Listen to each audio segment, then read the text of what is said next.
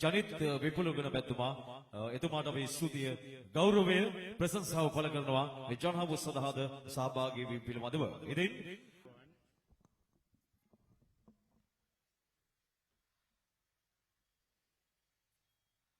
අද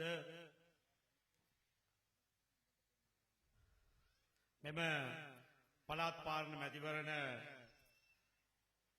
ප්‍රචාරණ ව්‍යාපෘති වැදගත් සනිටුහන් සන්ධිස්ථානයක් සනිටුහන් කරන්නට මට මේ කටුවන ප්‍රාදේශීය සභාව පිහිටා ඇති කිරම ප්‍රදේශයේ ඔබ අමතා කතා කිරීමට අවස්ථාව ලබා දුන්න අපේ ආචාර්ය මංජුල ප්‍රසාද් මැතිතුමාටත් එස්.කේ. සමන් මැතිතුමාටත් එවැගේම මේ සහභාගී වීම සඳහා ආසභක පැමිණි අපේ දිලු මමුණුගම හිටපු ඇමතුමාටත් ස්තුතිවන්ත වෙමින් ඔවුන්ගෙන් අවසර ගනිමින් එම මැතිනියගෙන්ද අවසර ගනිමින් සිසු සියලුම නායකයන් නම් වශයෙන් අවසර නොගත්තත් ඔවුන්ගෙන් අවසර ගනිමින් ඔබ සියලු දෙනාගෙන්මද අවසර පතමි. මම වැඩි වෙලාවක් ගන්නට කැමති නැහැ. මේ දේශගුණ තත්ත්වය ඊතරම් හොඳ මදි වගේ දාඩිය දාන විදිහට පේන්නේ. මට මෙහෙමනම් ඔබට කොහොමද කියලා හිතෙනවා. මේ අද හම්බන්තොට දිස්ත්‍රික්කයේ මේ අපි දියත් කොට ඇති ප්‍රචාරණ වැඩපිළිවෙල තුල අපි පහුගිය දවස් කිහිපේ උත්සාහ කළේ ඔබට නිවැරදි අවබෝධයක් ලබා දෙන්නට මේ ඇති තත්ත්වය පිළිබඳ සහ අපි එය වෙනස් කිරීම සඳහා ගත යුතු පියවර කුමක්ද කියන එක. දැන් මම දන්නවා මේ රටේ බහුතර බලය නොගත්තත් පළමු වරට සුළුතරයකින් ලංකාවේ විධායක ජනාධිපතිවරයෙක් බිහි වෙලා තියෙනවා. මහමැතිවරණයකින් ඔවුන් තුනෙන් දෙකේ බලය ලබාගෙන තියෙනවා. මේ NPP පවතින රජය. දැන් මේක හරි පටලැවිල්ලක් වගේ පේන්නේ. මොකද එකwidehatකින් අපේ රටේ ජනතාව බොහොම පැහැදිලිව ඒ වෙලාවේ තීන්දුවක් ගත්තා පවතින දේශපාලන ක්‍රමය වෙනස් කරන්නට නම් මේ පරණ වැඩේ නවත්තන්නට ඕන කියලා. දැන් මේක අපිත් කිව්වා. අපිත් අදත් කියනවා. ඒ පරණ විදිහට යන්න බෑ. වෙනස් වෙන්නට ඕන. අලුත් මිනිස්සු වෙන්නට ඕන. අලුත් විදිහට හිතන්නට ඕන. හැබැයි ඒකෙන් අදහස් වෙන්නේ නැහැ. පරණ වැඩේ ඊටත් වැඩිය පරණ විදියට ඊටත් වැඩිය යල්පැන ගිය විදියට ඊටත් වැඩිය දූෂිත විදියට ඊට වැඩිය පට්ටපල් බොරු කියමින් ඒ වැඩේම වෙන විදිහකට කරනවා නම් ඒක නෙමෙයි මේ රටේ මිනිස්සු ඒ වෙනසෙන් බලාපොරොත්තු වෙන්නේ. ඒ වෙනසෙන් බලාපොරොත්තු වෙන්නේ දීර්ඝ කාලයක් තිස්සේ විශේෂයෙන්ම අපේ වාමාංශික කඳවුර අපේ ජාතිකත්ව කඳවුර අපි ආදරය කරපු අපේ ඒ සංස්කෘතික සත්‍යය සભ્યත්වය බැඳුණු දේශපාලන ප්‍රවේශය රැක ගැනීම සඳහා මිනිසු දිවි හිමියෙන් කටයුතු කරා. පරම්පරා කීපයක්. නමුත් ඔවුන්ට අන්තිමේ අර බේරෙවට වැටෙන්න වුණා නම් ඔවුන්ට යන්න තැනක් නැති වුණා නම් බලවේගයක් හැටියට ඔවුන්ට ලැජ්ජ හිතෙන දේශපාලනයක් ඔවුන්ගේ නායකයින් කරනවා නම් ඔවුන්ගේ පවුල් බේලා ගන්න දේශපාලනයක් ඔවුන් කරනවා නම් ඔට විකල්ප දේශපාලනයක් අවශ්‍ය වුණා. ඒ වෙලාවේ ඔවුන් විකල්පය හැටියට දැක්කේ මේ මාලිමාව. ඇයි? ඔවුන් ඇවිල්ලා කිව්වා අපි සම්පූර්ණයෙන්ම වෙනස් අදූෂිත දේශපාලනයක් කරනවා. අලුත් දේවල් කරනවා. දහසකුත් එකක් කියලා තියෙනවා. මට නම් ලැජ්ජ හිතෙනවා ඒ පරණ වීඩියෝ වැටෙනකොට. දැන් කතාවක් කළා බහිනකොට අපේ ඒ මාලිමාවේ නායකයෝ බහින්න කලින් YouTube එකේ වැටෙනවා Facebook එකේ වැටෙනවා එදා කී දේ දැන් කී දේ කියලා. ලැජ්ජයිනේ. ලැජ්ජයි. ඒ නිසා එදා කී දේ නෙමෙයි අද වෙන්නේ. එදා කී දේ නෙමෙයි අද වෙන්නේ. එදා කී දේට අදාළ වුණු ඒ අතීතයේ යම් දෙයක් සිද්ධ වුණා නම් එය වෙනස් කළ යුතුයි ඔවුන් පෙනී සිටියා නම් ඒකේ නරකම දේ තමයි අද වෙන්නේ.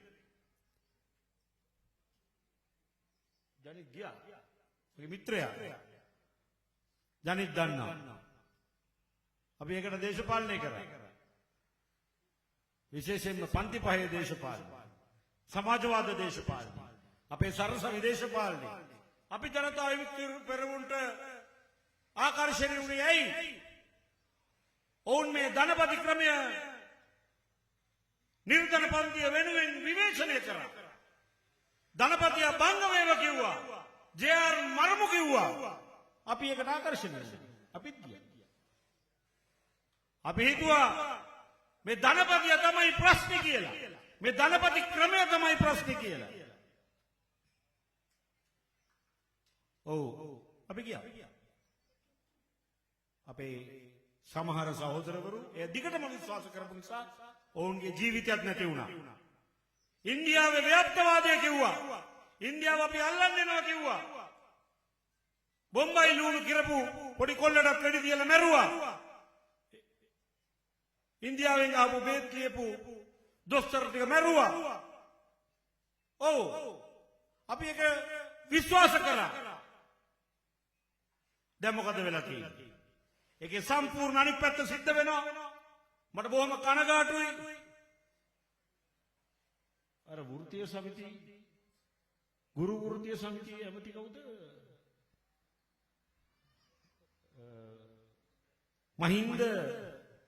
මහින්ද කවුද? ජයසිංහ ඇමතිවරයා කතා පවත්වනවා. මම දැක්ක මේක YouTube එකේ. ඔහු කියනවා බලන්න අපි දැන් හිරේ දාලා තියෙන හැටි මිනිස්සු. අපි දාලා තියෙනවා මර්වින් සිල්වව. අපි දාලා තියෙනවා චාමර සම්පත්ව. අපිට බය ප්‍රසන්න රණවීර හැංගිලා ඉන්නවා. අපි දාලා තියෙනවා වියලේන්ද්‍රන්. අපි දාලා තියෙනවා පිල්ලියන්. අන්න එහෙමයි අපේ වැඩ කියලා මහින්ද සමරසිංහ කියනවා. මහින්ද ජයසිංහ කියනවා. දැන් මහින්ද ජයසිංහයි මායි ගියේ එකම පන්ති පහට. මේකේ අපි කරගත්තේ මේ ධනපති ක්‍රමය.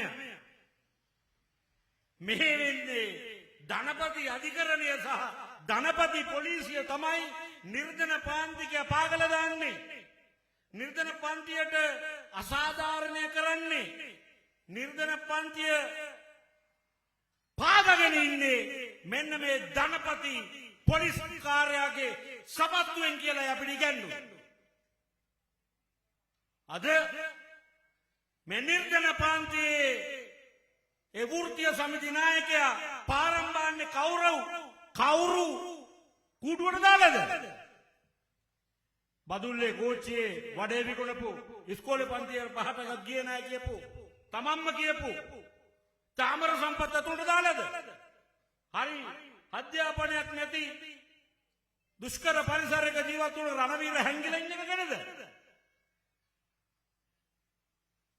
එහෙම නැත්නම් අතිශය සමාජ කර්කශ පරිසරයක් තුළ තමන්ගේ ජීවිතය මෙතරම් සංකීර්ණ වුණු ඒ ගමෙන් ආපු මම දන්න තරමින් සම්පකාරයේද සතසද බඩු කිරපු මර්වින් සිල්වා අතුලට දාලාද?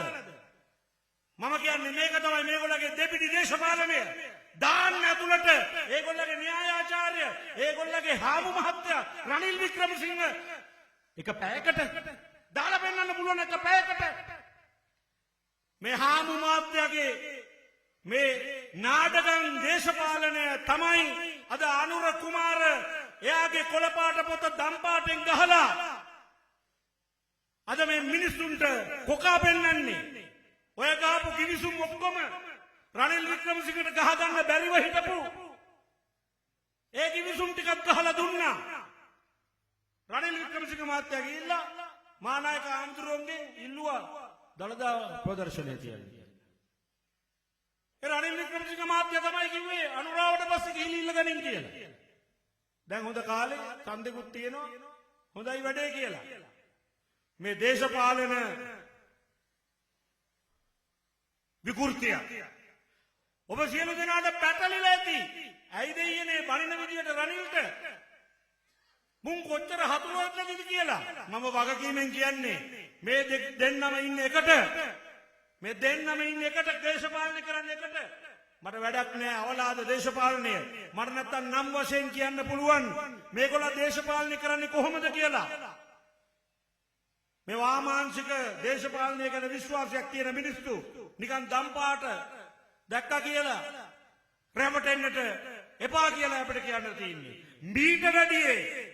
මීට වැඩි ඒකාධිපති ධනපති පාලනයක් ජේ.ආර්. ජයවර්ධන ගාවත් තිබුණේ නෑ. පාර්ලිමේන්තුවේ සභානායක කතානායකට කියන්නේ නෑ අපේ මයික් එක ඔෆ් කරන්න කියලා. ඔය පාර්ලිමේන්තුවේ බෝම්බ ගැහුවේයි. ඔය පාර්ලිමේන්තුවේ බෝම්බ ගැහුවේයි. ධනපතියගේ පාර්ලිමේන්තුව නිසා. පොඩි මිනිහගේ අදහස් කතා කරන්න දෙන්නේ නැහැ කියලා. ඒක පොඩි මිනිහගේ පාර්ලිමේන්තුව නෙමෙයි කියලා. අද බස් එකෙන් කොළඹ ගිය මම පාර්ලිමේන්තුවේ ගිහිල්ලා ඉන්නකොට මම ධනපතියද? මගේ මයික් එක ඔෆ් කරන්නේ. මම ධනපතියද?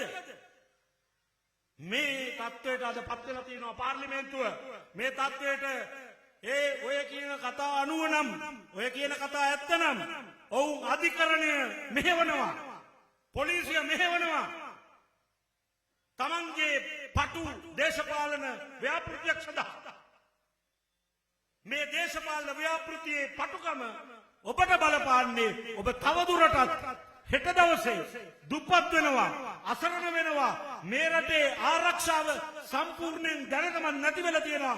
හෙට දවසේ ඔබ උදේ ඇහැරෙනකොට ඔබ කොතරම් අනාරක්ෂිතදයි ඔබම දන්නේ නැහැ. ඔබගේ නූපන් දරුවගේ අනාගතය ගැන විශ්වාසයක් නැහැ.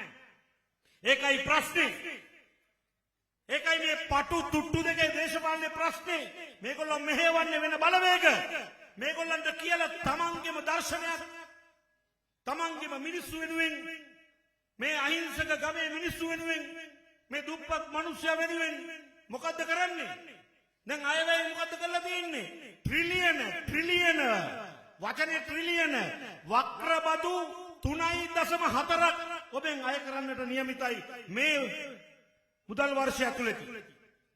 මොනවද වක්‍රබදු කියන්නේ? ඔබ යාල ලුණු වලට හාල් මැස්සට ගන්න බද්ද ඒ ගාස්තු දැන්ටම බිලියන 5ක් නාරන් තියෙනවා. මේ මුදල් වර්ෂය අවසන් වෙනකොට තව 10ක් ගන්නවා. මේකද මේ රටේ අහිංසක මිනිහා බලාපොරොත්තු වුණේ නිර්ධන පාන්තික රජයක් කැවිලා. මේක නිර්ධන පාන්තික රජයක් වෙනුවට ඒ නිර්ධන පන්තිය සහපුලින්ම විනාශ කරන දුප්පතා තවදුරටත් දුප්පත් කරවන අපේ ඉතිහාසයේ සිදු නොවුණු දුකීභාවයක් වර්ධනය වෙමින් පවතිනවා අද මහ පොළොවේ. ඔබට දැන් නොතේරුණාද?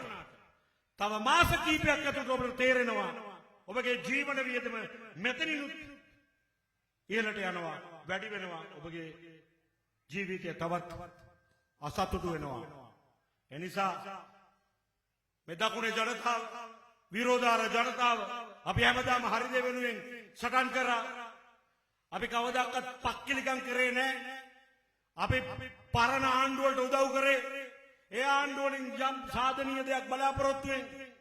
විටක අපි යුද්ධය ඉවර කරගන්න උදව් කරා. තවත් වෙලාවක මේ රට සංවර්ධනය කරගන්න පුළුවන් කියලා බලාපොරොත්තුවක් උදව් කරා. අපි ඒ වුණාට ඒවයි පස්සේ ගියේ නෑ. අපි නිවැරදි මාර්ගයක් තනුවා. අපේ සර්වජන බලය, අපි ගෙනගා අපේ පදක්කම, අපි දේශපාලනය කරනවා මිනිස්සුත් එක්ක. ඒක කියන්නට ඕන. මම දැක්කා සමාජ මාධ්‍යයේ මේ ගොබ්බ පළවත්ත කොමෙන්ට්ස් බලකාව හරි කරදරයක් වෙලා තියෙනවා. මේක පැහැදිලි කරලා දෙන්නත් බෑ. වෙලාවත් නාස්ති වෙනවා. හැබැයි එකක් කියන්නට ඕන. අර Facebook එකේ ගාලා තියුණා පුත්තලමින් ඡන්ද කාඩ් 80 ගණනක් 80 අපේක්ෂිකාවක් අත්අඩංගුවට ගියා. මොනවා මේ ඡන්ද කාඩ් කියන්නේ? අර ගෙදෙට්ට තැපැල් මහත්තයා ගෙදලා දෙන්නේ ඡන්දේ ආවා කියලා. දැන් මේ කොටු ගහන කොළ නෙමෙයි. අර පෙට්ටියට දාන කොළේ නෙමෙයි. හරියට මේ මහා වංචාවක් වුණා වගේ. පියුම් මහත්තයා ඇවිල්ලා මිටිය ගෙදර තියලා ගිහිල්ලා ඒ ළමයට කියලා අර මල ගෙදර ගියපු ආපු අය ආව මම බෙදලා දෙන්නම් කියලා. ඒ පවුලක්ම මල ගෙදරක ගිහිල්ලා. ඒ ගමේ. හා දැන් මේකට ගන්නවා ලොකු ප්‍රවෘත්තියක් හදලා. ඇන්ටිජන් හොරා ඡන්ද කාඩු තොරගම් කරයි කියලා ගැහුවා. මේ වගේ ගොබ්බ දේශපාලනයක් තමයි අපි විතක ප්‍රශස්තයි කියලා හිතලා අපි මහන්සි වෙලා අපේ විශ්වවිද්‍යාල දේශපාලනේ අපි අපේ තාරුණ්‍ය විනාශ වුණේ මෙන්න මේ වගේ ගොන්හරක් එක්ක හිටිය අතීතයකට. දැන් කියනවා සමාජ මාධ්‍යවල ඕගොල්ලෝ කිව්වනේ අර විපක්ෂය කිව්වනේ අපි ආම පෙරහැර නැති වෙනවා අපි ආම මේක නැති වෙනවා අරක නැති වෙනවා කියලා කිව්වනේ එහෙමද උනේ දැන් අපි දලදා ප්‍රදර්ශනය කරනවානේ කියලා කියනවා දැන් මේ ඇත්තටම විපක්ෂයට දොස් කියන්න බෑ මිනිසුන්ට මුකුත් කියන්න බෑ ඇයි ඒ කියපු කතා අනුව තමයි මිනිස්සු එහෙම හිතුවේ මොනවද නොකිව්වේ අපේ උතුම් දලදා වහන්සේට මොනවද නොකිව්වේ අපේ ශ්‍රීමා බෝධියට අර අපේ ගමේ මිත්‍රයා හේවගේ මිත්‍රයා මොකද්ද කිව්වේ ඔය පොල් ගහක් යන බුදුහාමුදුරුවෝ වඩලා ඉතිනම් පොල් ගෙඩියක්වත් ගන්න විදිහක් නැහැ කිව්වා. එහෙම අපහාස කරාම අපි හිතන්නේ මේ ශ්‍රීමා බෝධිය විනාශ කරන්නේ නැහැ තමයි කියලා. ඒක ඇත්ත. එතකොට අපේ සභානායකතුමා විමල් රත්නායක මහත්මයා මොකද කිව්වේ? එතුමා කිව්වා මේ පිළිම වන්දනා වගේ ඒ කාලේ කරා එක ගෝත්‍රික වැඩක්. ඒක ගෝත්‍රික වැඩක් කියලා. ඉතින් මිනිස්සු හිතුවා මේක මහා විනාශයක් වෙයි කියලා. විපක්ෂ විශේෂයෙන්. ඉතින් දැන් ඒක එහෙම වෙලා නැද්ද? ඒක එහෙමමයි වෙලා තියෙන්නේ. ඒක එහෙමමයි වෙලා තියෙන්නේ. දලදා ප්‍රදර්ශනය කරාට හිතකින් නෙවෙයි. හිතකින් නොවේ. ඒක ඡන්ද ප්‍රචාරණ ව්‍යාපෘතියක්. අපි පේවිලා සතියක් පේවිලා තමයි දලදා වහන්සේ වඳින්න ගියේ. අපේ ආච්චිලා එක්ක නිර්මාංශ වෙලා වඳින්න ගියේ. අලුත්ම සුදු වැඳුම් ඇඳගෙන උදේට නාලා පිරිසිදුවටම ගියා නම් තැනක් ඒ අපේ උතුම් දලදා වහන්සේ වන්දනා කරගන්නට. දැන් මොකද්ද වුනේ? වැසිකිළියට ගියේ පාරයිනේ. හොදගන්න තැනක් නැහැ. මේ කාන්තාව දවස් 3-4ක් පාරේ දූවිලි කකා ඒ අපිරිසිදු මිනිස්සු ගිහිල්ලා ප්‍රදක්ෂිනාවට යන්නේ. මේක තමයි දුන්න දඬුවම. මේගොල්ලගේ තියෙන තුට්ටු දෙකේ නිරාගමික භාවිතය ඕක තමයි. ඕක තමයි භාවිතය. නැත්තම් කවමදාකත් ඉතිහාසයේවත් අහලා තියෙනවද දලදා වඳින්න ගිහිල්ලා මිනිස්සු 4 දෙනෙක් මැරිලා කියලා? දැන් මේගොල්ලෝ බලේ හිටියනම් අද බලේ හිටියනම් අර නුවර වලාකුළු බැම්ම හපලා කාලා විපක්ෂේ හිටියනම් හැබැයි මේක තමයි මම කියන්නේ නිවැරදි විය යුතු දේ තමයි මෙන්න මේ බොරුව නිවැරදි කරගන්නට ඕන අපේ මිනිස්සුන්ට තේරෙන්නට ඕන මේ බොරුව අපි දිගින් දිගටම ඉවසනවා කියන්නේ මේක ජාතික මට්ටමේ පට්ටපල් බොරුවක් අපිත් විශ්වාස කරගෙන යනවා කියලා. එමෙ යන්න අපිට කල් නැහැ. අපිට ඉන්න විදියක් නැහැ. අර අඳුරු කාමරේ කාලේ වැලිතලාවට යට අහුවෙන්නට නියමිත ඒ ගිවිසුම් ටික අපි ගන්න ඕනේ එළියට. කාලේ වැලිතලාවට යට වෙන්නට දෙන්න බෑ. අපේ ජාතික අභිමානය, ජාතික පෞරුෂය, භෞමික අඛණ්ඩතාවය අපි දිවි දෙමින් රැකගත්තේ අපේ මව්බිමේ ගෞරවය. ඒක අඳුරු කාමරාස්සේ ජනාධිපති කාර්යාලයේ අඳුරු කාමරාස්සේ කාලේ වැලිතලාවට අහු වෙන්න දෙන්න බෑ. බටලන් දහුණා වගේ. ඒ වගේම විහිළුවක් වෙන්නට දෙන්න බෑ. එනිසා අපි ඔබෙන් ආයාචනය කළා සිටිනවා. අපි නිශ්චිත වැඩපිළිවෙලක් එක්කයි ඇවිල්ලා තියෙන්නේ. අපේ ව්‍යවසායක මංජුල ප්‍රසාද් ආචාර්යතුමා කිව්වා වගේ අපි සර්ව ජන සභා සංකල්පය ඔබට ඉදිරිපත් කරා. නිදහසින් පසු ශ්‍රී ලංකාවේ කිසිම දේශපාලන ව්‍යාපාරයක් ඉදිරිපත් නොකරපු නිර්මාණශීලී වැඩපිළිවෙලක් ඔබේ ජීවිතය වෙනස් වෙනවා. ඔබේ ජීවිතය වෙනස් වෙනවා. ඔබේ ගම වෙනස් වෙනවා. මේ වැඩපිළිවෙල අපි මහ පොළොවේ පැල කරනවා. ඒ තුලින් ඒ පහස ඔබට ගේනවා. ඒ පහස තුලින් ඔබේ මුවන්ගට සෙනෙහස සිනහව අපි ගෙනෙනවා. ඔබේ කුටුම්බයට ඒ ආදරය සෙනෙහස අපි ගෙනෙනවා. ඒ සඳහා අපිත් එක්ක එකතු වෙන්න. ව්‍යාජ දේශපාලනයක් වෙනුවට ඔබට ආඩම්බර වෙන්න පුළුවන්. ඔබ කිසිදා නැවතත් කනස්සල්ලටපත් නොවන, ඔබ කිසිදා මේ ගැන නැවතත් කනගාටු නොවන නිවැරදි නිශ්චිත තීරණයක් ගන්න මේ පදක්කම ජයග්‍රහණය කරන්නට ඒ හිස් කොටුව සෙනෙහසේ ආදරේ පදක්කම ඉදිරියේ සටහන් කරලා ඒ වෙනස වෙනුවෙන් මුල පුරන්නට ආරාධනා කර සිටිනවා. මේ තුලින් අපිට පුළුවන් වෙනවා ඔබේ ගමේ ඔබ නොදුටු වෙනසක්, නිර්මාණශීලී වෙනසක් දකින්නට සහ එමගින් මේ දරුවන්ටත් මේ නූපන් දරුවන්ටත් හොඳ පරිසරයක් නිර්මාණය කරගන්නට ඔබේ ගම තුල ඊට වඩා වැදගත් ජාතික පණිවිඩයක් දෙන්නට ඕන මේ මාලිමා ආණ්ඩුවට. ජාතික පණිවිඩයක්. මේක විහිළුවක් නෙමෙයි.